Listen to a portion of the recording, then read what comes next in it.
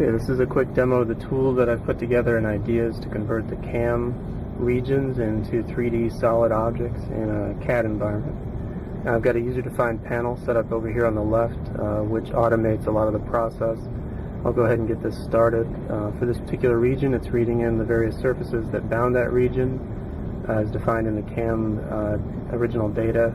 We've created IHS representations of those surfaces and have each surface stored as an individual object. It takes 20 or 30 seconds to connect to the translator for some reason, so we're just waiting on that. Okay, all the parts have been read in. Now my script is assigning the correct surface normals to everything, and also assign colors. This is kind of a boring part to demo, I guess, but basically these all get set to be particular colors to define things for the user.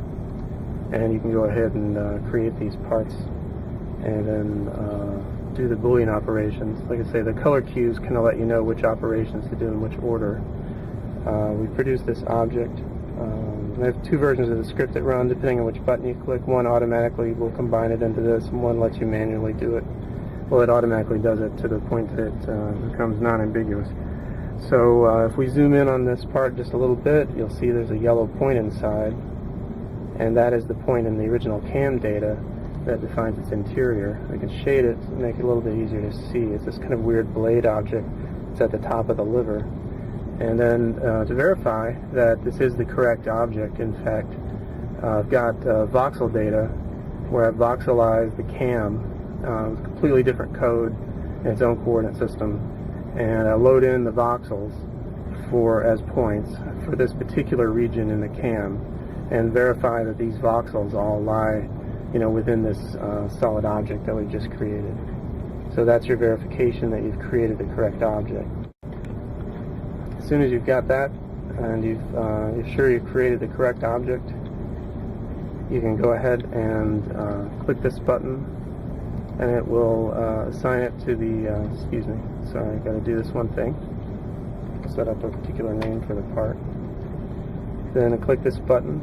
It assigns the correct density, assigns a particular color, stores it in the ideas library. Click this button to clean up the workbench, so it gets rid of everything and resets it. Click this button, it loads in all the definitions for the next part.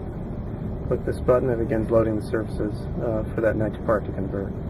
So it takes care of the naming, the density assignment, the color of the parts automatically. And let's see, we'll probably watch this part load in. So at this point it takes around 2 to 3 minutes around 3 minutes on average. 2 minutes to create the normal part. Some parts you've got to go through 2 or 3 times to make sure they're right. And at this point we can get about 20 points done per hour, which is not too bad. And this is about how fast it goes. Most of your time is just downtime waiting for the IHS translator to connect, which, like I say, is about 20 or 30 seconds. And we'll start watching these points load. So, and also loading all the points along the surface can take a little while for a very large object, and this is a large part of the liver. And I'm going to pause it just for a second, and then I'll bring up the whole liver so we can see it. Here you can see more of the points loading in. Thought I'd jump in and just say this is an important step. This is taking about 3 minutes just to read in all these points so we can verify that it does have the correct shape. But I think it is a very important step because it allows us to verify the model as it's being created, so we aren't coming back later and trying to find voids and intersections and things. And these are points based on actual runs of camera on the CAM data. So these are the points to trust, and we verify that the object matches these points. Now the points are loaded in, and I can zoom in on this and make sure again that everything is right on the surface. So next, the full liver.